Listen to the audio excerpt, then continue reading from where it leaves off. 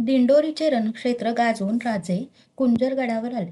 राजांनी आपल्या फौजेला विसावा दिला, जखमींची शुश्रूषा केली आणि प्रतापराव, आनंदराव, व्यंकोजी पंत यांच्यासह राजे पुढचे बेट ठरवित असता एक आनंदाची बातमी राजांना कळली. मोरोपंतांना शिवनेरी घेण्यात जरी अपयश आले होते, तरी जाता जाता त्यांनी त्र्यंबकगडावर भगवे निशाण चढवले होते. दाऊद खानाचा मुलगा अहमद खान व जसवंत सिंग यांच्यातील वैर विकोपाला गेले होते. मुअज्जम आणि दिलेर खान यांच्या भांडणामुळे ते दोघे गाफील होते. राजांनी या संधीचा फायदा घ्यायचे ठरवले. 15-20 दिवस गुंजरगडावर मुक्काम करून राजे ताज्या दमाने मोहिमेसाठी बाहेर पडले. त्यांचे लक्ष खिळले होते कारंजावर. वराडची राजधानी शोभावी असे कारंजे शहर होते. अफाट संपत्तीने भरलेले हे व्यापारी केंद्र. राजे आपल्या 20,000 फौजेसह बऱ्हाणपुराकडे गेले. बऱ्हाणपुरात खुद्द जसवंत सिंग होता. बऱ्हाणपूर टाळून राजांनी नजीकचे बहादूरपूर लुटले. मोरोपंतही त्यावेळी खानदेशात धुमाकूळ घालीत होते. राजांच्या फौजा वेगाने कारंजाकडे जात होत्या. राजे बेसावत कारंजाजवळ पोहोचले. राजांनी कारंजे वेढले. चारी वेशींनी मराठे आत घुसले. एकजात धनिक व्यापारी कैद केले गेले. वाड्यांना खंत्या लागल्या. पेटांची संपत्ती रस्त्यावर आली. राजांना अपरंपार धन मिळाले. सर्वात जो मोठा धनिक होता तो मात्र राजांच्या हातून निसटला. स्त्रीचा वेश घेऊन तो पळून गेला. 3 दिवस राजांचा मुक्काम कारंजात होता. त्यांनी कारंजाच्या व्यापाराकडून वार्षिक खंडणी कबूल करून घेतली. कारंजात एवढी संपत्ती राजांना मिळाली होती की ती वाहून नेण्यासाठी 4,000 बैल व गाढवे लागली. राजे खानदेशाकडे वळले. लूट मिळवीत नंदुरबार नजीकच्या मुलखातून चौथाईची खंडणी देण्याबद्दलचे करार करून घेत राजे पुढे सरकत होते. त्यातच त्यांना मोरोपंतही येऊन मिळाले. वाढलेल्या मदतीच्या जोरावर विशेष परिश्रम न करता अहिवंत, खळा, जावडा, मार्कंडा हे किल्ले राजांनी पदरात पाडून घेतले. राजांचा रोख सॉल्हेरकडे वळल्याचे दिवसात दाऊद खान सॉल्हेर वाचवण्यासाठी धावला. पण वाटेतच त्याला शिवाजीने साल्हेर जिंकल्याचे समजले. साल्हेरचा किल्लेदार साल्हेर वेढ्यात ठार झाला आणि त्याच्या मेहुण्याने साल्हेरचा किल्ला राजांच्या स्वाधीन केला. कारंजाची करोडो होणाची लूट घेऊन राजे राजगडाला आले. राजांचा पराक्रम ऐकून जिजाबाईंना खूप समाधान वाटले. राजे येण्याच्या आधीच सुरतेची लूट, दिंडोरीची, कारंजाची लूट या साऱ्या बातम्या जिजाबाईंना कळल्या होत्या. जिजाबाईंनी विचारले, राजे, या मोहिमेत पुष्कळ थकला असाल नाही? नाही मासाहेब, उलट पुष्कळ ताकद कमावून आम्ही आलो. आज आम्हाला पंख असते तर केवढं बरं झालं असतं. पंख कशाला हवे होते? राजे जिजाबाईंच्या वर नजर खेळून म्हणाले, मासाहेब, मनात येतं, पंख असते तर आपल्याला पाठीवर घेऊन आम्ही सारा मुलूक खिंडवून आणला असता. गडागडावर फडकणारे भगवे झेंडे तुम्हाला दाखवले असते. जिजाबाईंना राहवले नाही. त्यांनी राजांना जवळ ओढले. राजे क्षणभर जिजाबाईंच्या कुशीत विसावले. राजांच्या मस्तकावरून हात फिरवीत जिजाबाई म्हणाल्या, ते मला दिसतं. त्यासाठी पंखांची गरज नाही. मासाहेब, खरंच सांगते मी. अरे, दृष्टी अधू झाली की सारं दिसायला लागतं. माणूस त्रिकालज्ञानी बनतो. दाराशी आलेले संभाजी आतील दृश्य पाहून थबकले. त्यांच्या चेहऱ्यावर हसू पसरले. राजांची नजर तिकडे गेली. राजे बाजूला होत म्हणाले, हे तुमचे लाडके बाळराजे आमची सवतच बनलेत का? आम्ही तुमच्याजवळ आलो तर पहा ना कसे खचतात ते. संभाजीराजे जिजाबाईंच्या जवळ आले. त्यांना जवळ घेत जिजाबाई म्हणाल्या, अरे, तुम्ही केवढे जरी मोठे झाला तरी मला लहानच. संभाजीराजांनी एकदम राजांना विचारले, आबासाहेब, तुम्ही दाऊद खानाचा हत्ती पकडून आणलात खरं? कोण सांगतं? महादेव सांगत होतं. साफ खोटं. आम्ही काय हत्ती पकडतो? सुरत लुटून आम्ही येत होतो. खूप मोठं रान लागलं. दाऊद खानाचा हत्ती बिचारा चरत होता. गरीब होता. डोळे मिचकावीत राजे म्हणाले, आणला पकडून चुपचाप. खोटं. संभाजीराजे म्हणाले, राजे, थट्टे ती मुलांना कधी खोटं सांगू नये. जिजाबाईंनी दटावली. बाळराजे, तुम्ही ऐकलं ते खरं, पण लढाईच्या गोष्टी ऐकून लढाई समजत नाही, ती प्रत्यक्ष पाहावी लागते. आम्हाला नेलं असतं तर आम्ही पाहिली असती. ती वेळ आता फार दूर नाही. राजे म्हणाले, मासाहेब, बाळराजे आता 13 वर्षाचे झाले. जरा खोगीर लगाम चढवायला हवा. काय म्हणता? जिजाबाईंनी विचारले. बाळराजांना आता राज्यकारभारात गुंतवावं असं वाटतं. गुंतवा ना, मी कुठं नको म्हणते. जेवढ्या लहानपणी गोष्टी कळतील तेवढ्या बऱ्या. जिजाबाईंनी अनुज्ञा दिली. रायगडला जाताच आम्ही ती व्यवस्था करू. केव्हा जायचं? जिजाबाईंनी विचारले. मुहूर्त पाहायला सांगितलं आहे. चांगला मुहूर्त पाहून गड सोडू. राजगडावरून प्रथम दप्तर हल्ले. त्यानंतर थोड्याच दिवसात शेकडो बैलगाड्या राजगडाच्या वाटेला लागल्या. पाठोपाठ जिजाबाई आपल्या सुना मुलांसह गडाखाली उतरल्या. राजाराम लहान, त्यामुळे प्रवास धीमे करण्याचा बेत ठरला. अनेक मेणा पालख्यातून सारे रायगडला निघाले. राजे संभाजीराजांना म्हणाले, बाळराजे, ही तुमची पहिली कामगिरी. आम्ही तुमच्या पाठोपाठ येतच आहोत. तुम्ही मासाहेबांना घेऊन सुखरूपपणे पाचाडला वाड्यावर जा. तुमच्याबरोबर फौज आहे, तिच्यावर वजन ठेवून वागा. राजे गडावर मागे राहिले होते. सर्व गड खाली झाला. गडावर राहणाऱ्या शिबंदीची आणि वस्तीची राजांनी व्यवस्था लावली. सुभानरावांच्याकडे गडाची किल्लेदारी होती. राजांनी देवदर्शन घेतले. राजांना पोहोचवायला सुभानराव किल्ल्याच्या पहिल्या दरवाजापर्यंत आले. राजे काही बोलत नव्हते. राजांचा जीव कासावीस झाला. राजे सरदार काही न बोलता बरोबर चालत होते. राजे दरवाजापाशी थांबले. राजांचा कंठ दाटून आला होता. राजे गहिवरल्या सुरात म्हणाले, सुभानराव, आम्ही असता गड सांभाळला तसा सांभाळा. आम्ही आहो असं समजून दक्षतेने राहा. या गडानं जीवाची भारी गुंतवणूक केली आहे. अफजल भेटीला येथूनच आम्ही बाहेर पडलो. याच जागेवरून आम्ही शास्तखानाची शास्त केली. आमच्या अनेक मोहिमा इथूनच निघाल्या. प्रतापगड भवानीचं दर्शन आम्हाला इथंच घडलं. मिर्झा राजाच्या भेटीला इथूनच आम्ही पाऊल टाकलं आणि माँसाहेबांचं पुण्यदर्शन आम्हाला इथंच फिरून घडलं. राजांच्या नेत्र अश्रुकोळा झाले. सुभानरावांचीही तीच अवस्था झाली होती. त्यांच्या खांद्यावर हात ठेवत राजे बोलून गेले, यापेक्षा आमच्या काही आठवणी आम्ही या जागेवर हरवल्या आहेत कायमच्या. सुभानरावांच्या खांद्यावरचा राजांचा हात सुटला. अश्रू टिपीत राजे स्वार झाले आणि मागे न पाहता त्यांनी घोड्याला टाच दिली. 2 प्रहरच्या वेळी राजे राजगडाच्या आपल्या महालात बसले होते. बाळ राजरामाला घेऊन सोयराबाई जवळच बसल्या होत्या. दाराशी येसूबाई येऊन थांबल्या. राजांनी हाक मारली, येसू, राणीसाहेब, आमच्या सूनबाई आल्या. येसूबाई आत आल्या. राजांनी विचारले, आज काय काम काढलं? आबासाहेब, आम्ही जगदीश्वराला जाऊ. नित्यनियमानं जात चला. संभाजीराजे आले. येसूबाईंनी नकारार्थी मान हलवली. राजांनी विचारले, कुठं गेलेत? येसूबाई नजर टाईत म्हणाल्या, पाचाडच्या वाड्यात गेलेत. पाचाडच्या वाड्यात पहाटे गेले आणि अजून परत आले नाहीत? राजे हसले व म्हणाले, शेवटी तूही शहाणपण शिकलीस ना? आम्हाला खोटं सांगतेस? येसूबाई गडबडीने म्हणाल्या, चहाड्या करू नयेत म्हणून माँसाहेबांनी सांगितलंय. राजे मोठ्याने हसले. सोयराबाईंना राजे म्हणाले, चला, माँसाहेबांच्या आज्ञेनं आमचा हा हेर आज फितवला गेला. येसू, माँसाहेबांना सांगा की आम्ही पण जगदीश्वराकडे येणार आहोत. येसूबाई आनंदाने पळाल्या. राजे म्हणाले, केवढी निष्पाप पोर आहे. पण युवराज कुठे गेले ते कळलं का? सोयराबाईंनी विचारले. न कळायला काय झालं? पहाटेच ते शिकारीला उतरलेत. आम्हाला सांगूनच गेले. केव्हा सांगितलं? राणीसाहेब, आम्ही कधी खोटं बोलत नाही. भल्या पहाटे आम्हाला संभाजीराजांनी जागं केलं. माँसाहेबांची सुद्धा परवानगी घेतली. तुम्ही परवानगी दिलीत? न द्यायला काय झालं? युवराजांना शिकार आवडते. यातून मुलखाची ओळख होते. घोड्याची मान तयार होते. नेमबाज बनता येतं. पण अलीकडे शिकारी फार वाढलात. तेही आमच्या ध्यानी आलं आहे. हे वयच आहे. पुढे युवराजांवर फार मोठी जबाबदारी आहे. मांडीवरच्या राजारामांकडे पाहून सोयराबाई म्हणाल्या, बघा कसा हसतो गुलाम. तुला म्हणत नाही ते, युवराजांच्याबद्दल बोलतात. राजे उठत म्हणाले, तुम्ही जगदीश्वराला येणार? नाही बाई, याला वारा सोसत नाही. राजे काही बोलले नाही. जिजाबाईंच्यासह राजे नगारखान्याजवळ आले. राजांच्या मागे पुतळाबाई, काशीबाई, सगुणाबाई हा राणी परिवार चालत होता.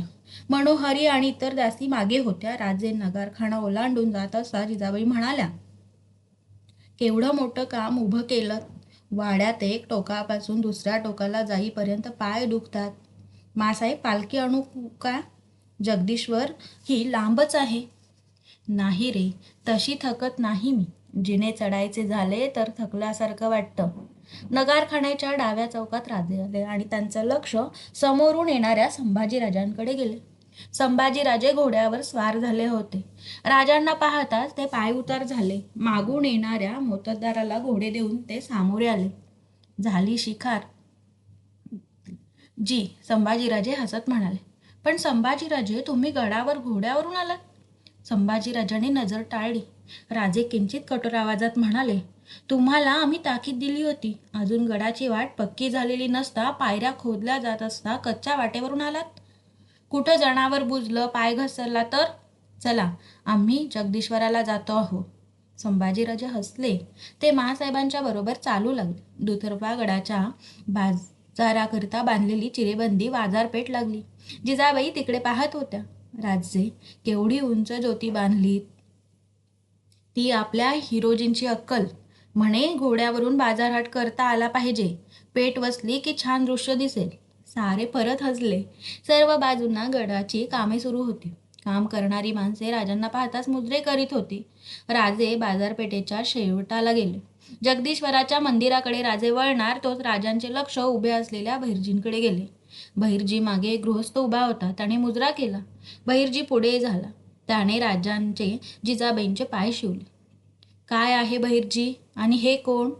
हे नागाप्पा शेट्टी, व्यापारी आहेत महाराज. गड पाहायला आले होते. असं? गडावर पेटेत जागा मिळावी अशी इच्छा आहे. बहिर्जी, गडावरचे पेटेकरी अद्याप निवडले नाहीत. मोरोपंत आले की त्यांना भेटायला सांग. गडावरचा माणूस जोखमीनं पत्करायला हवा. महाराज, त्याची काळजी नसावी. नागाप्पा ज्युनियरचे आजवर यांनी आम्हाला खूप मदत केली आहे. कसली? हे नेहमी सुरतेला जातात. पहिल्या स्वारीच्या वेळी यांनी सुरतेची चोख बातमी दिली. सुरक्षित वाटा दाखविल्या. नगर भागीचीही माहिती यांनीच पुरवली. सुरतेत नगर भागात माणसं गेली ती यांच्याच मदतीने. बस बहिर्जी, तुझ्या खात्रीचे हे आहेत ना? तू आमचा नजरबाज. तुझी पारख झाली की काम झालं. नागाप्पा जी, पावसाळा संपला की तुम्ही आम्हाला भेटा. ही पेट वसवायचं काम आम्ही तुम्हाला सांगू. नागाप्पा आनंदला. राजे सर्वांसह जगदीश्वराच्या मंदिराकडे गेले. त्यांनी देवदर्शन घेतले. जगदीश्वराच्या चारी बाजूंना प्रशस्त आवार होते. मंदिराबाहेर येऊन राजांनी जिजाबाईंना सांगितले, मासाहेब, आम्ही आता युवराजांना कारभार सांगणार आहोत. तेच बरं. त्याशिवाय वटणीवर यायचे नाहीत ते. जिजाबाईंनी साथ दिली. संभाजीराजे म्हणाले, आम्ही जरूर बघू. राजांनी संभाजीराजांना जवळ घेतले. ते म्हणाले, राजे, हाच विश्वास राज्यकारभाराला उपयोगी पडतो.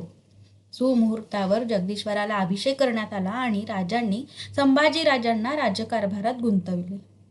राजांच्या देखरेखीखाली रायगडचे उरलेले काम पुरे होत होते.